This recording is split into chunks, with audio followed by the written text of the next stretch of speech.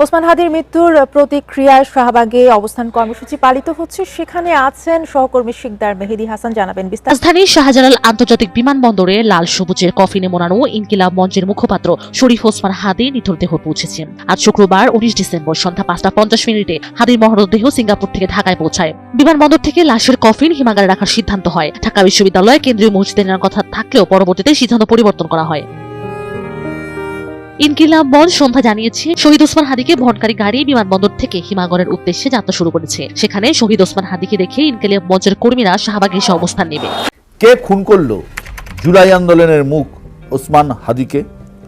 হামলাকারীরা কি সত্যি ভারতে পালিয়ে এসেছে?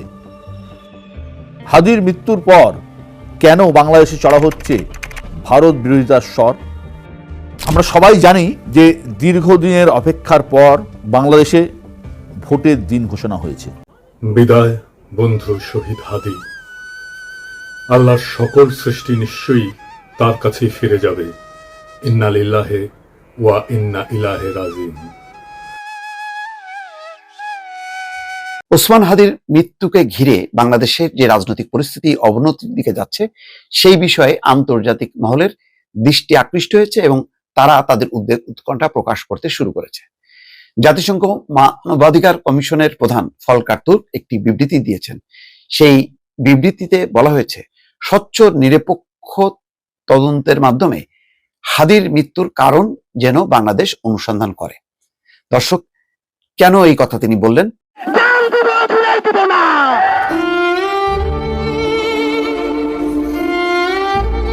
ইন্না লিল্লাহি ওয়া ইন্না ইলাইহি রাজিউন। অবশেষে শহীদের তালিকায় নাম লিখালেন আমাদের ওসমান হাদি ভাই।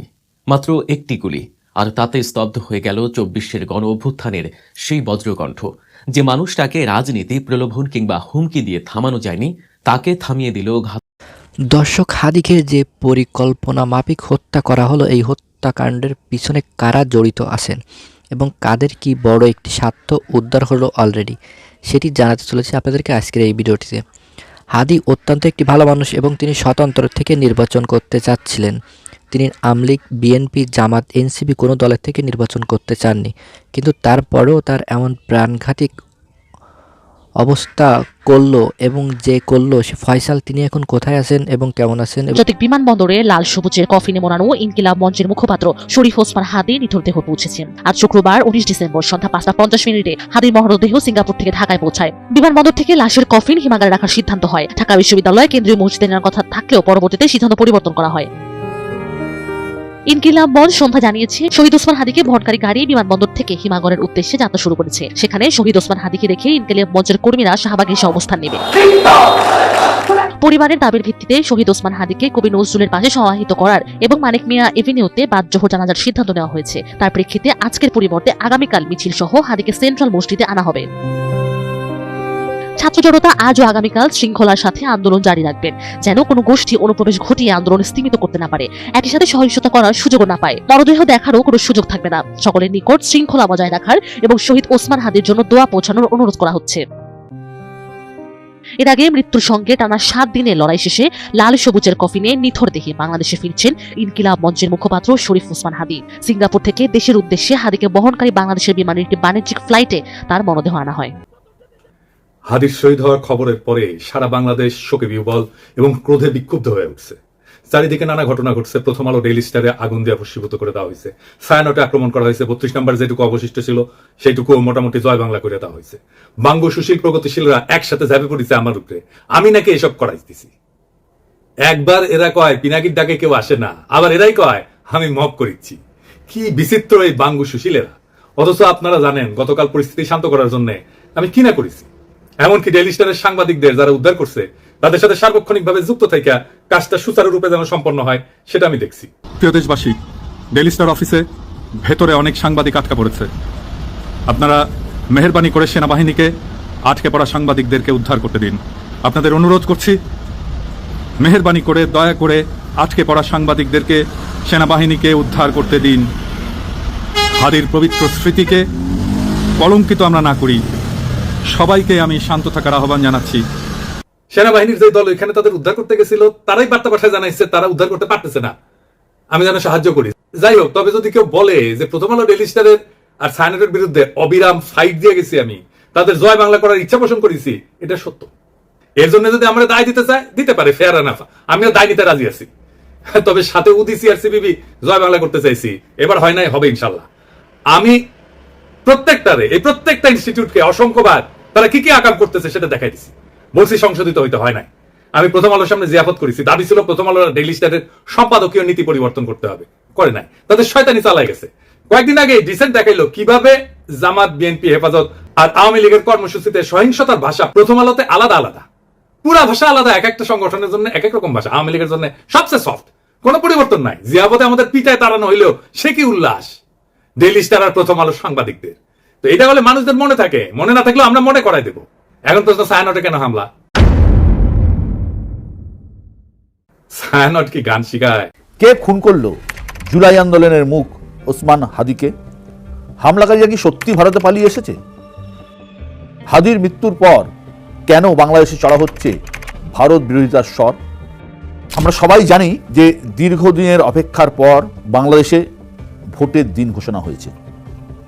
আগামী 12ই ফেব্রুয়ারি সাধারণ নির্বাচন হওয়ার কথা, হবে কিনা সত্যি জানি না। আগামী 25শে ডিসেম্বর দীর্ঘ 15 বছর পর বাংলাদেশে ফিরছেন খালেদা জিয়ার পুত্র তারেক রহমান। সব কিছু ঠিকঠাক হয়ে যাচ্ছে এমন বলার সময় হয়তো এখনো আসেনি। একটা প্রক্রিয়া শুরু হয়েছিল, নির্বাচনী প্রক্রিয়া, আর ঠিক সেই সময় আগুন জ্বলল ঢাকার রাজপথে।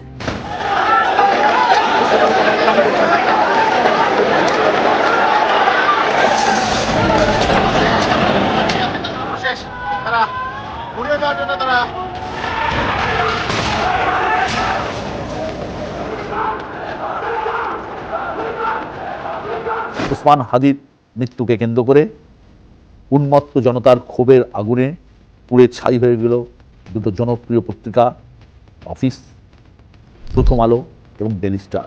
প্রথম আলো বাংলাদেশের একটা বিরাট পত্রিকা, আমি নিজে প্রথম আলোর অফিসে গেছি, আমি ডেইলি স্টারের অফিসে গেছি। খুলনায় ইমদাদুল হক নামে এক সাংবাদিককে গুলি করে খুন করা হলো। সমস্ত এই যে চলছে, এর সূত্রপাত ওসমান হাদির মৃত্যুকে কেন্দ্র করে। কে ওসমান হাদি? ওসমান হাদি হলেন বাংলাদেশের অত্যন্ত জনপ্রিয় একজন ছাত্রনেতা। 12ই ডিসেম্বর ঢাকার পুরনো পল্টনের কাছে ওসমানকে গুলি করে মেরেছিল আততায়ীরা। আহত ওসমানকে উড়িয়ে নিয়ে যাওয়া হয় সিঙ্গাপুরে। 6 দিন পর সিঙ্গাপুরের একটা হাসপাতালে ওসমানের মৃত্যু হয়। ওসমানের মৃত্যুর খবর বাংলাদেশে আসতেই শুরু হয় চরম নৈরাজ্য, চরম বিশৃঙ্খলা। এখন প্রশ্ন হলো, কে বা কারা খুন করল ওসমান হাদিকে? বাংলাদেশের মাটিতে এ নিয়ে ভারত বিরোধী প্রচারে নেমে পড়েছে একদল মানুষ। তাদের হিসেব খুব সহজ। তাদের বক্তব্য, ওসমান ছিলেন ভারত বিদ্বেষী, ভারত বিরোধী। পেশায় শিক্ষক ওসমান জুলাই আন্দোলনের অন্যতম মুখ হয়ে উঠেছিলেন। বঙ্গবন্ধু শেখ মুজিবুর রহমানের মূর্তি ভেঙে তোলার পক্ষে আওয়াজ তুলেছিলেন তিনি। তার ভাষণে বারবার শোনা যেত গ্রেটার বাংলাদেশের কথা। উত্তর পূর্ব ভারতের কিছু অংশ দখল করে এই গ্রেটার বাংলাদেশ তৈরির কথা বলতেন ওসমান। জুলাই আন্দোলনের বাকি নেতাদের মতো ওসমানও ছিলেন প্রবল আওয়ামী লীগ বিরোধী। এই পরিস্থিতিতে ওসমান খুনের দায় দিল্লির ওপর চাপিয়ে দেওয়া খুবই সহজ এই কট্টরপন্থী ভারত বিরোধীদের কাছে, আর সেটাই করছে তারা। এই চক্রান্তে ধুয়ো দিতে নানা গল্প তৈরি হচ্ছে। হাদির খুনিরা নাকি ভারতে পালিয়ে এসেছে। কোনো এক বাংলাদেশি, যিনি বাংলাদেশে থাকেন না, বিদেশে বসে থাকেন, তিনি দাবি করছেন ভারতে ঢোকার পর 2 খুনি একটি সেলফিও নাকি তুলেছে। এই তথ্যকে সামনে রেখে খেপানো হচ্ছে বাংলাদেশের ছাত্র, বাংলাদেশের জনতাকে। যে কারণে যে বিরোধীরা বা বিক্ষোভকারীরা টার্গেট করছে সমস্ত কিছুকে যেখান সঙ্গে ভারতের নাম বা ভারতের কোনো না কোনো সম্পর্ক রয়েছে। ভারতের বিভিন্ন জেলায় থাকা ভারতের ডেপুটি হাই কমিশনগুলো, সহকারী হাই কমিশনগুলো, এছাড়া ছায়ানট, যাকে বাংলাদেশের সংস্কৃতির পীঠস্থান বলা হয়, যেখানে বাংলা সংস্কৃতির চর্চা হয়। 1961 সালে তৈরি হয়েছিল এই ছায়ানট, প্রধানত সেই সময় পূর্ব পাকিস্তান এবং পাকিস্তানি উর্দু ভাষার